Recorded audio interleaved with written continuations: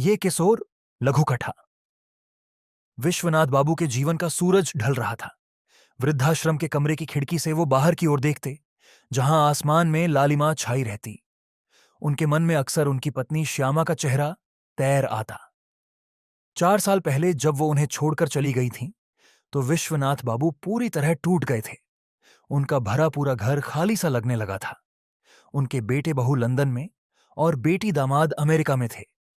जब श्यामा का निधन हुआ, तब भी वे नहीं आ पाए थे। बेटे ने कहा था कि व्यापार में घाटा हो जाएगा, और बेटी ने वीजा की समस्या का बहाना बनाया था। उस समय विश्वनाथ बाबू का दिल बहुत दुखी हुआ था, पर उन्होंने खुद को समझा लिया था कि बच्चे बाहर रहकर भी उनकी खुशी के लिए ही काम कर रहे हैं। श्यामा के बिना 2 साल अकेले रहने के बाद बच्चों की सलाह पर उन्होंने अपनी सारी संपत्ति उनके नाम कर दी और वृद्धाश्रम आ गए। उन्हें लगा कि यहां कई लोगों के बीच उनका मन लगेगा, अकेलापन दूर हो जाएगा। और हुआ भी यही। उन्होंने वृद्धाश्रम में एक नया परिवार बना लिया था। उनके साथी, केयरटेकर, सब उनसे बहुत प्यार करते थे। उनकी कहानियों को सुनते और उनके अनुभवों से सीखते। लेकिन 2 दिन पहले, जब विश्वनाथ बाबू की तबीयत बहुत ज्यादा बिगड़ गई, तो वृद्धाश्रम के लोगों ने उनके बच्चों को सूचित किया। बेटे ने कहा कि लंदन से आने में 2 दिन लग जाएंगे, और बेटी ने फिर से वीजा की वही पुरानी कहानी दोहरा दी। जब तक उनके आने का इंतजार करते, विश्वनाथ बाबू अपनी अंतिम सांसें ले चुके थे। आज उनके अंतिम संस्कार का दिन था। वृद्धाश्रम के आंगन में सब लोग उदास बैठे थे। न बेटा आया, न बेटी, न बहू आई, न दामाद। किसी को यकीन नहीं हो रहा था कि इतने अमीर और प्रतिष्ठित व्यक्ति के अंतिम संस्कार में कोई अपना शामिल नहीं था।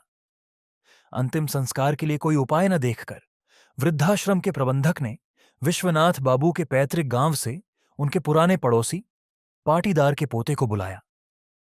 पाटीदार से विश्वनाथ बाबू के संबंध कभी अच्छे नहीं थे, पर उनका पोता बहुत ही सज्जन और नेक दिल इंसान था। उसने आकर पूरे सम्मान के साथ अंतिम संस्कार की क्रियाएं पूरी की। जब चिता की अग्नि जल रही थी, तो दूर खड़े लोग आपस में फुसफुसा रहे थे। सारी उम्र बच्चों के लिए जीते रहे, सारी दौलत, सारी संपत्ति उन्हीं को दे दी, और आज अंतिम संस्कार में भी कोई नहीं आया। एक बुजुर्ग ने सिर हिलाते हुए कहा, सही कहते हो, माया मोह में इंसान इतना पड़ जाता है कि उसे यह दिखता ही नहीं कि असली सुख कहाँ है। पैसा सब कुछ नहीं होता, संतोष ही परम सुख है। वृद्धाश्रम के प्रबंधक ने उदास मन से कहा, आज की पीढ़ी की सोच बिल्कुल बदल गई है। ये सिर्फ पैसा देखते हैं, रिश्तों का मूल्य भूल जाते हैं। चिंता की आग की लपटों में विश्वनाथ बाबू का शरीर पंच तत्वों में विलीन हो रहा था।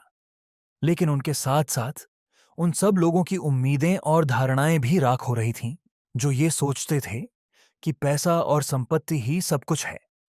वृद्धाश्रम के लोग, मोहल्ले के लोग, यहां तक कि पाटीदार का पोता भी आज विश्वनाथ बाबू के सच्चे वारिस थे। उन्होंने उनके शरीर को अंतिम सम्मान दिया था।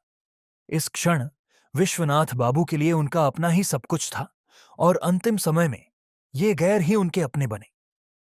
यह सब देखकर पाटीदार के पोते को भी एहसास हुआ कि जीवन में बहुत ज्यादा संचय करना व्यर्थ है।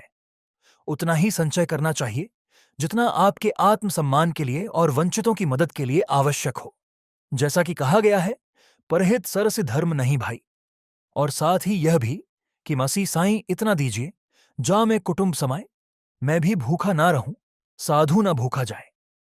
विश्वनाथ बाबू के अंतिम संस्कार ने सभी को यह सिखा दिया कि जीवन का सार रिश्तों में है, धन दौलत में नहीं, और सच्चा सुख संतोष और परोपकार में ही छिपा है।